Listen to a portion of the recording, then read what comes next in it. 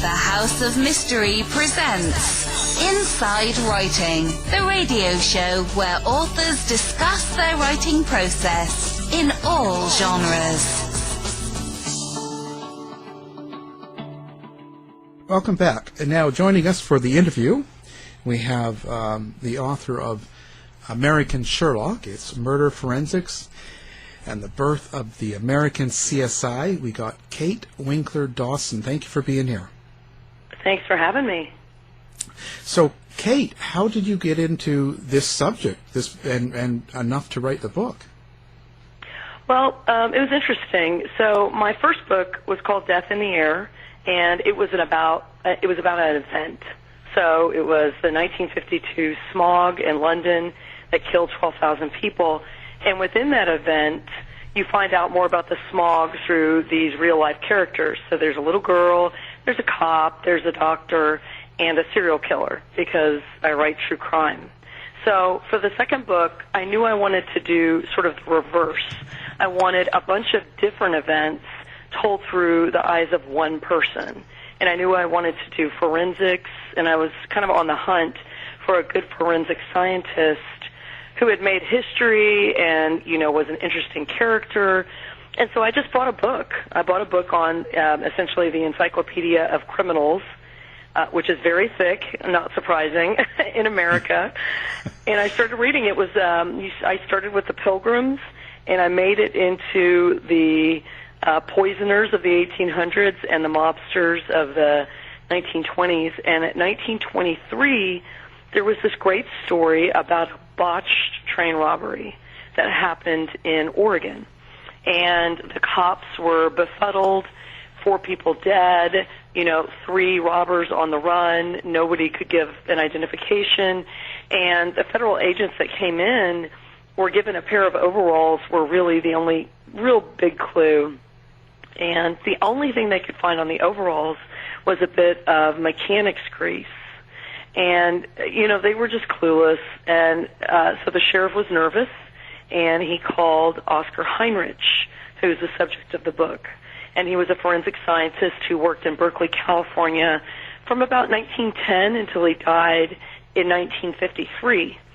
And they handed him the overalls, and when he returned the results, he had found somewhere between 20 and 30 different clues from trace evidence just on that pair of overalls. One clue that pointed directly to one of the robbers, so they could actually trace this person, and the rest were, a profile. He could say how much the person weighed, how tall he was, the color of hair, his habits. And so, of course, when I read that and I saw his moniker, which was America's Sherlock Holmes, that I just kind of figured that's book number 2 for me. Now, what did you find about Oscar Heinrich? Were you surprised that he was able to do so much way back then? Yeah, I think one of the things that was interesting about him that we don't have now is I would call him a generalist. So he was someone who knew 20 to 30 different disciplines within forensics, and they didn't even call it forensics then. So he understood botany, geology, entomology, bugs.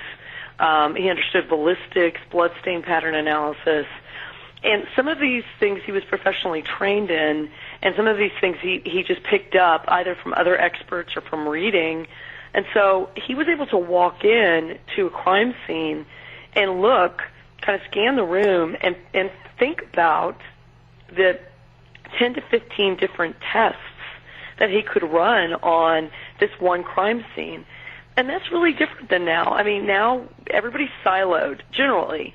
At a crime lab, you have a DNA expert, you have a fingerprint expert, you have a bloodstain pattern analysis expert.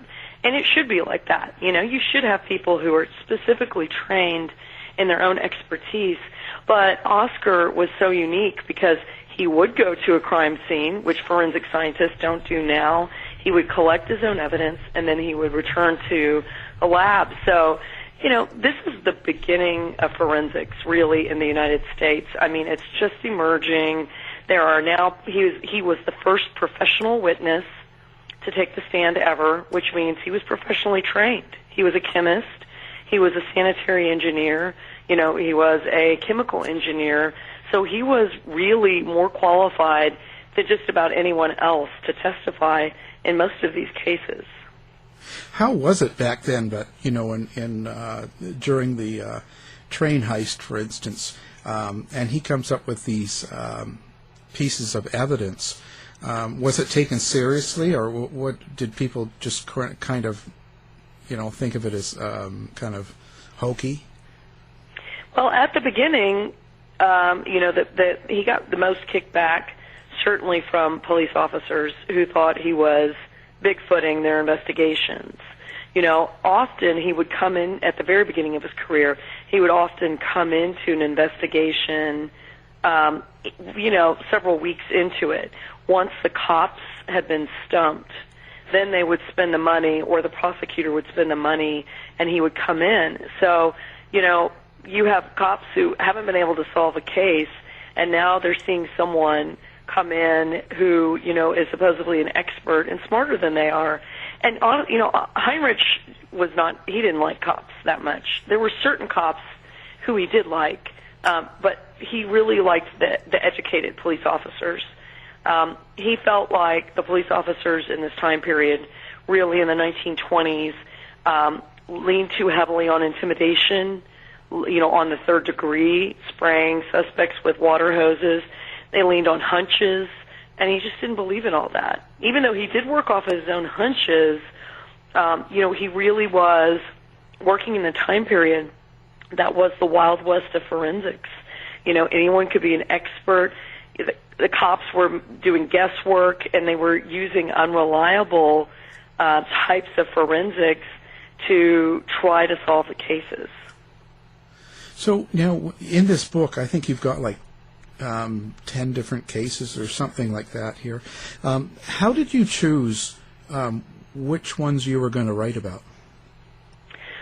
Well, it's interesting. So the story behind that is when I first found out when I first kind of sorted out that Oscar should be my second book, I looked to see if he had an archive, if he had a collection somewhere.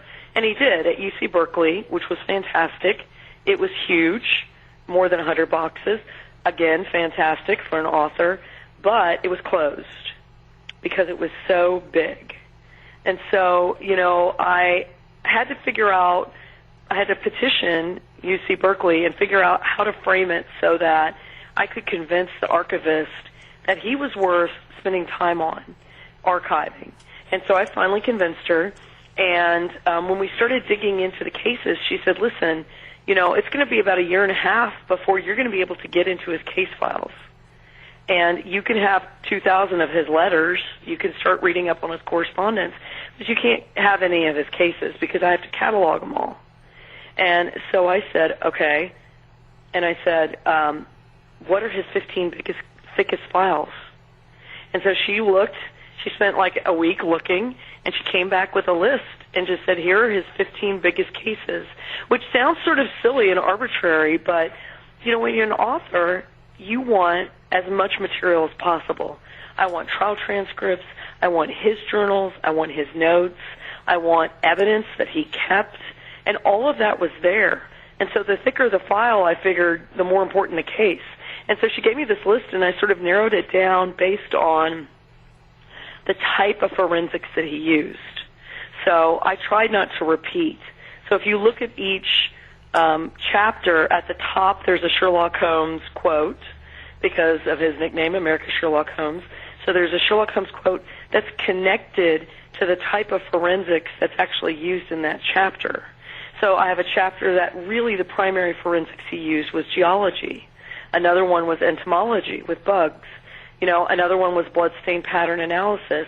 The Fatty Arbuckle case, which was a silent film star who won a trial for manslaughter, that was a fingerprinting case. And so I sort of just narrowed it down from there.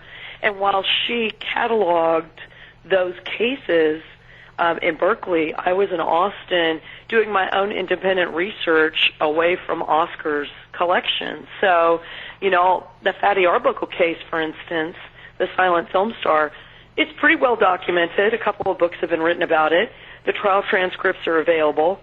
I was able to do my own research and actually start building the book without having access to his files. I didn't have access to, his case files, his notes, his journals until probably 9 months before the book was due. So I had to fill in a lot of blanks. So where did Berkeley get this collection from, this massive collection? Who was keeping it for all those years? Well, so he died in 1953, and he had a wife and 2 sons. And Oscar had an office in San Francisco that he had to close. We can get into his financial issues later. He had a lot of financial issues. So he had to close this office. Everything was in his Berkeley lab by the time he died. And it was at the bottom of his house in the basement. And it was a huge lab, and he kept everything. He was like, I joke, he was like a productive hoarder.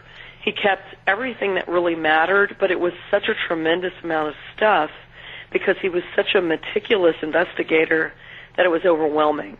So he died, and then I think the house stayed within the family, and they just never, I think they probably just locked the door and never touched the stuff. But in 1965, his youngest son, I kind of joke, I don't know if this is true or not, but I rented whatever U-Haul was available, if there was a U-Haul back then, and dumped it on the steps of UC Berkeley because they just put everything in boxes, and it had never been opened. I think Berkeley just saw it was huge and unwieldy, and they were understaffed like a lot of archives are, and so they just put it in their storage, which it has been for 60 years essentially. And the reason I know none of the boxes were really opened was when Lara Michaels, who is the archivist at Berkeley, started opening the boxes.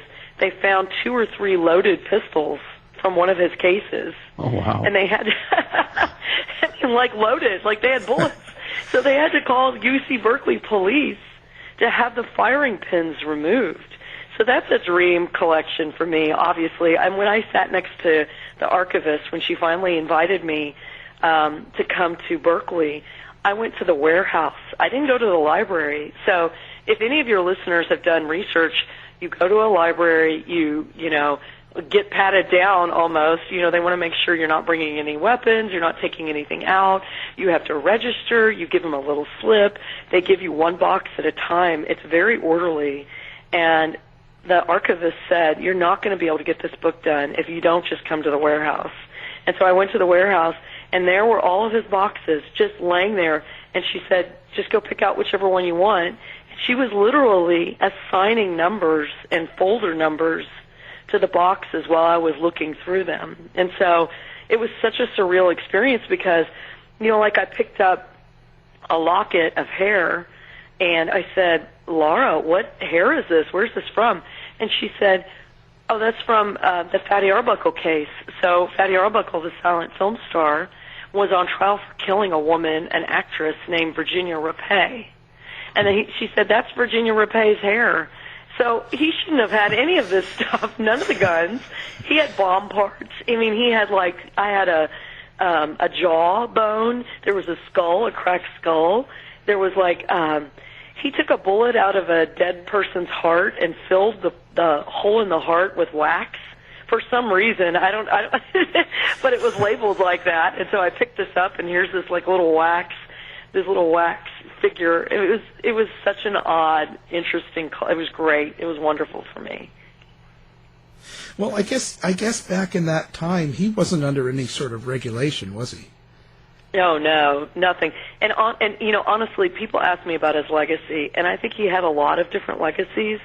He was a professor at UC Berkeley for 30 to 40 years. He started the first criminology courses there. So, I'm a professor at the University of Texas. So, of course, I think that's his legacy. He taught thousands of people in his lifetime how to use forensics correctly. But really what he did that was so amazing was he came up with a very organized, meticulous way to collect evidence and then catalog it at a crime scene. And no one had really done that before. So because he was, I am quite sure, obsessive-compulsive, he came up with his own system. So he had certain labels. He had ordered a particular type of containers. You know, he measured everything. I looked through his notes at the Fatty Arbuckle case, which happened in 2 or 3 different suites at the St. Francis Hotel. It was a huge party, and he, no joke, had like 6 to 10 pages of measurements of probably completely innocuous evidence, hair, feather that he found. I mean, just like what I looked at and just went, God, how long did he do this? He was on his hands and knees measuring, and then he would put like longitude and latitude in different positions in the room. So it was madness. I mean, but he cataloged this stuff so he could find it immediately later when he went to trial. And so it was brilliant, and it's a technique that really set a blueprint for all of the contemporaries, you know, who he worked with, and it really affected forensics and how meticulous and, you know, how detailed investigators are now.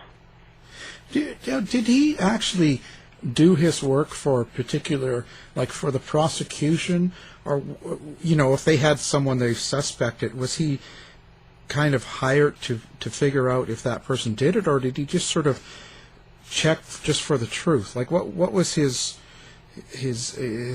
initiative? Well, much of the time he was hired by the prosecutor, because when he would be hired, like I said, he would be coming into a case sometimes 1 or 2 weeks behind because they were stumped. And so he might be hired by the police officers to just figure out who a suspect is, not to have him prosecuted. A lot of times he was hired by prosecutors to eliminate suspects. He would occasionally be hired by defense attorneys. But the sort of the big case in my book is the case of David Lamson, who was a executive at Stanford University Press in Palo Alto. His wife ended up dead in the bathroom. He was arrested. The prosecutor accused him of beating her to death with an iron pipe. And Heinrich was hired by the prosecutor to prove this using bloodstain pattern analysis.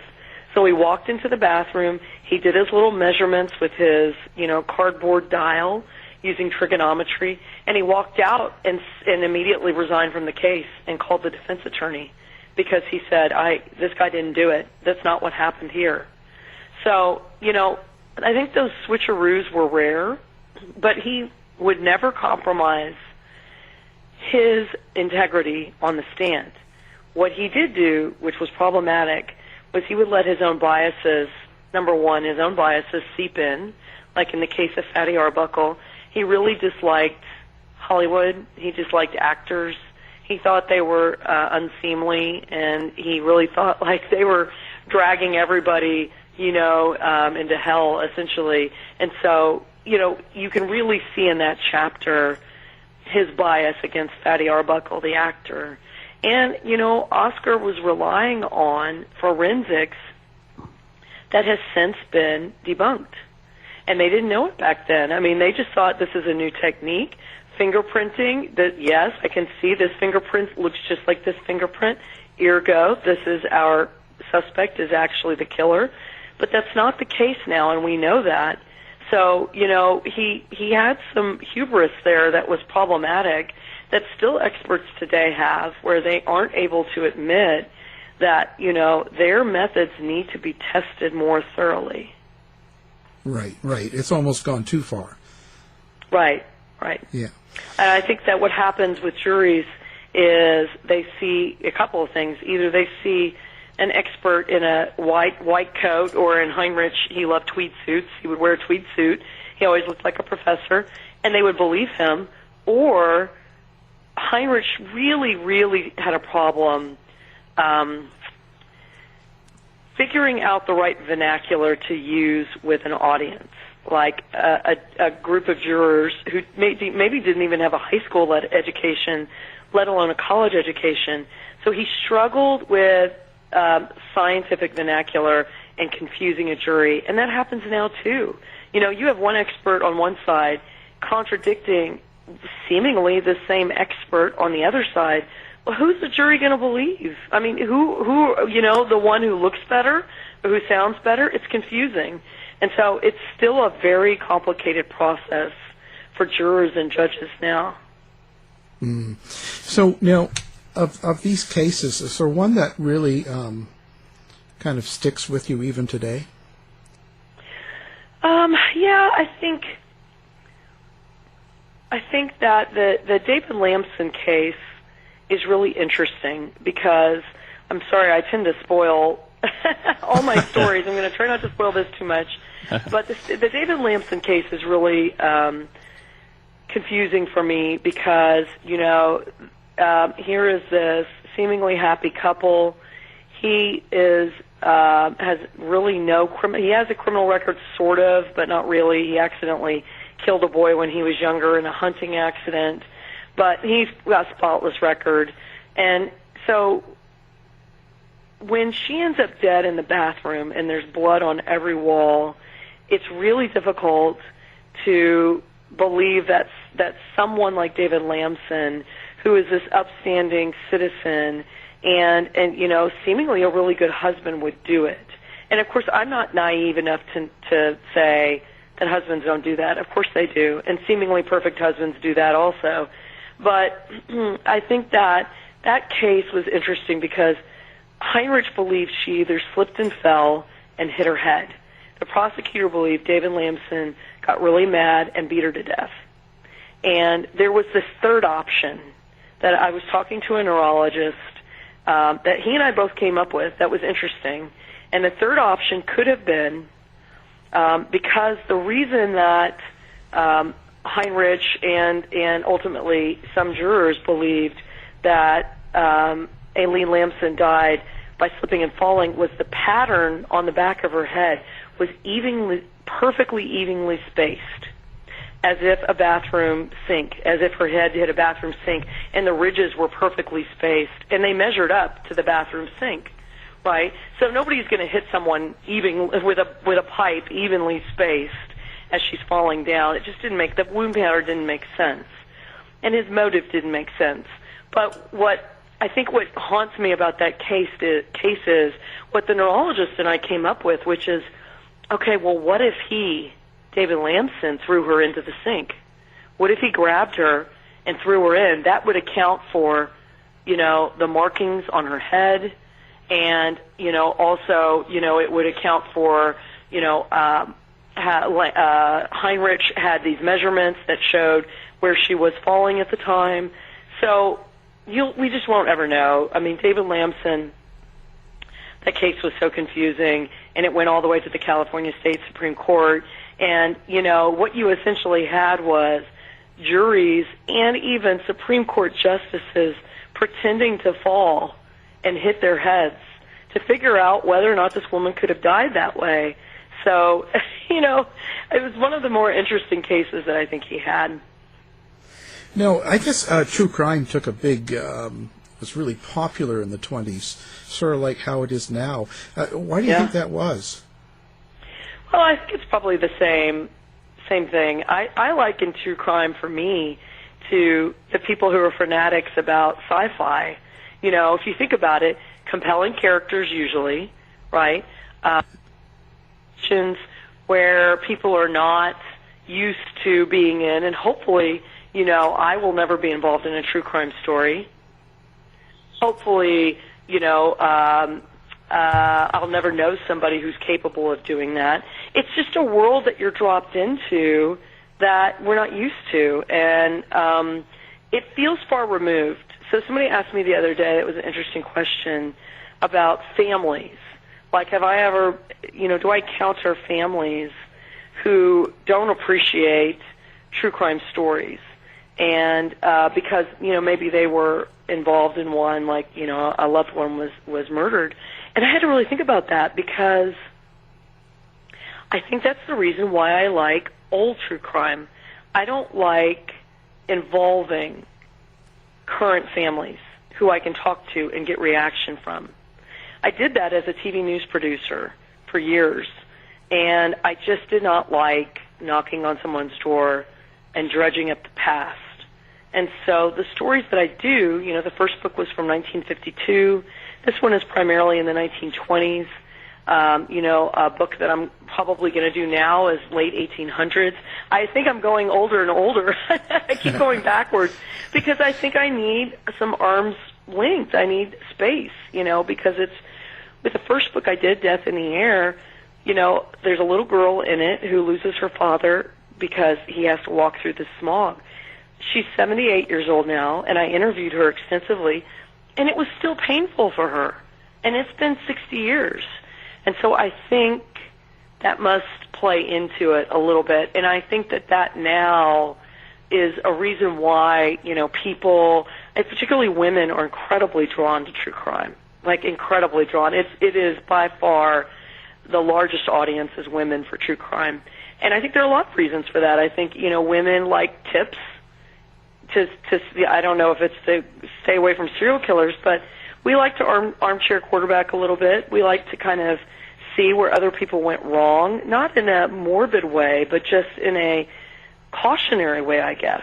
So I think there's a whole host of reasons. There also could be, for all Americans, a little bit of better them than me kind of thing, as bad as that sounds, So I think there are a lot of reasons why people like true crime. It's a good story. I mean, it's just you've got the narrative arc. You've got good people, bad people. Someone changes after it. No matter what, someone is altered by the end of the story. And that is the best kind of story. Yeah. Now, so what can you tell us about his personal life and how he lived outside of his work? Well, so, he was married and he had 2 children. And Oscar was really interesting, thank goodness, because, I've looked into doing books about not so interesting people, and it's just so boring. You really want somebody with a lot of detail, and, Oscar was really angst-ridden, which, as a friend would be difficult for me, to deal with if I were his friend, but as an author who's doing his biography, it was really interesting. So he lost his father at a very young age, very tragically, and from that time he had an incredible paranoia, much of it warranted, over finances. And his father's death left him and his 2 sisters and his mother almost destitute. He was forced to drop out of high school. And what's interesting is I think he might not have become a forensic scientist had his father not died, because he dropped out of high school and he started working in a pharmacy as kind of a cleanup boy. And the other pharmacists encouraged him, when he was 18, to go ahead and read books and study and take the state exams in Tacoma, Washington, to become a pharmacist. And so he couldn't afford a proper education, no pharmacy classes, but he read and he did it, he passed, and he got a great job as a pharmacist, and that was the beginning. He learned toxicology. He learned about drugs, about medicinal whiskey. He learned about handwriting analysis, because he had to constantly interpret the horrible handwriting of doctors. And he learned about human nature, right? I mean, he had people coming there to the pharmacy begging for drugs that they weren't prescribed to use. And so this gave him an immediate education, essentially in forensics. And so I think that set him off on a really great career path. However, this constant fear of bankruptcy, which almost happened to him 3 times. The bank almost foreclosed on his house because he was not a money manager, not a good money manager. His reaction was so interesting, which was, I called him a hoarder of productive information. So, he hoarded everything with his cases, all of his evidence.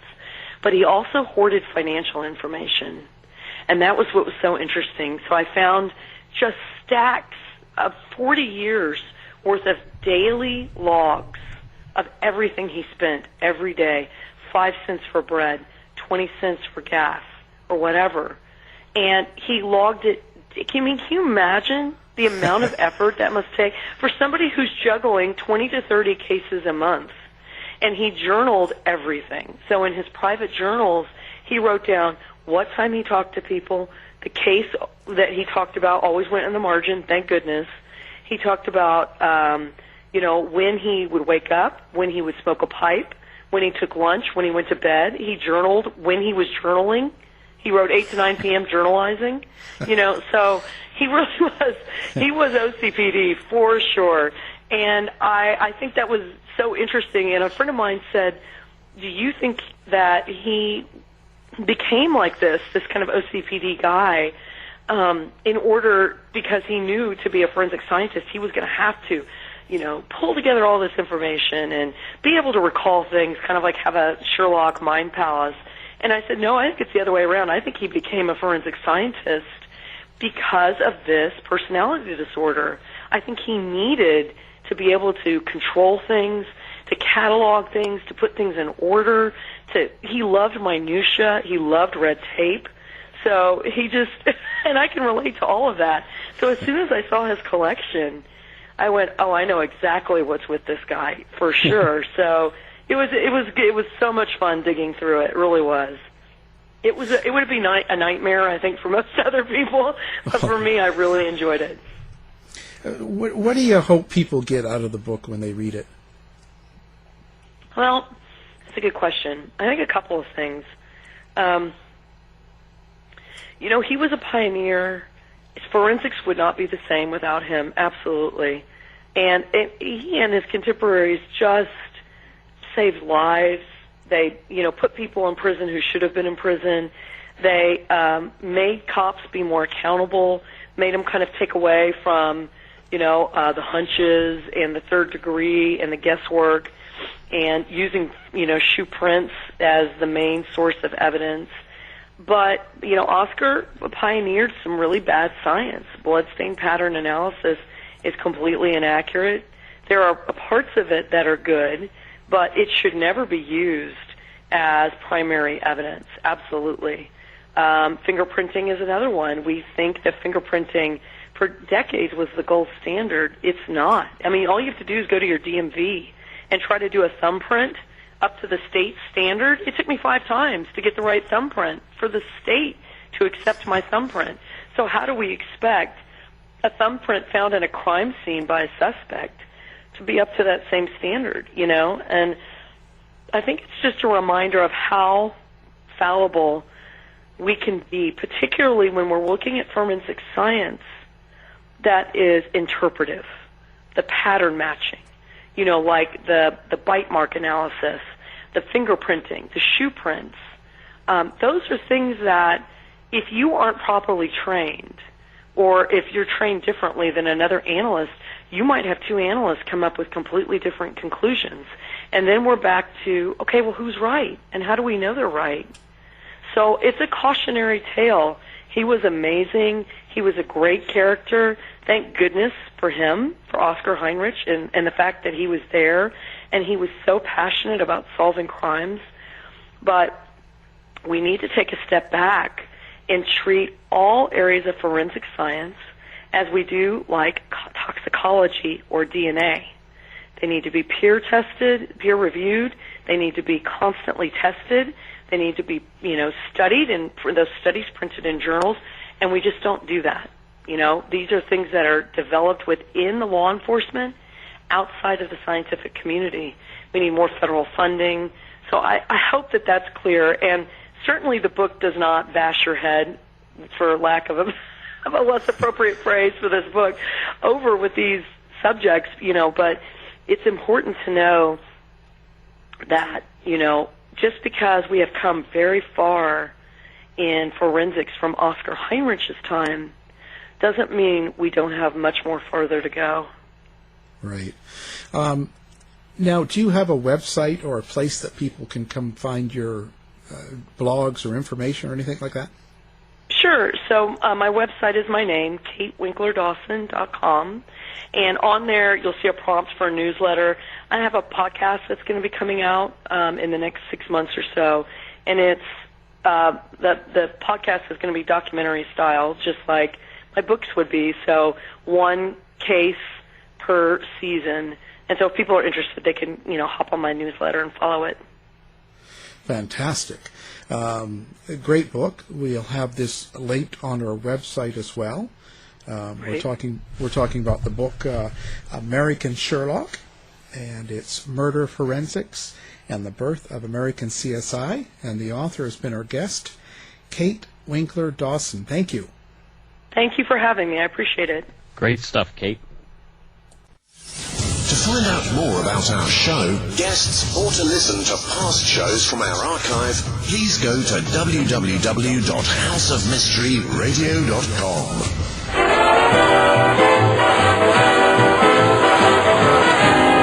The mission has been completed. The end! By George, he's got it! It is the end! I'll see you. If you're lying to me, I'll be back. This has been a production of Something Weird Media.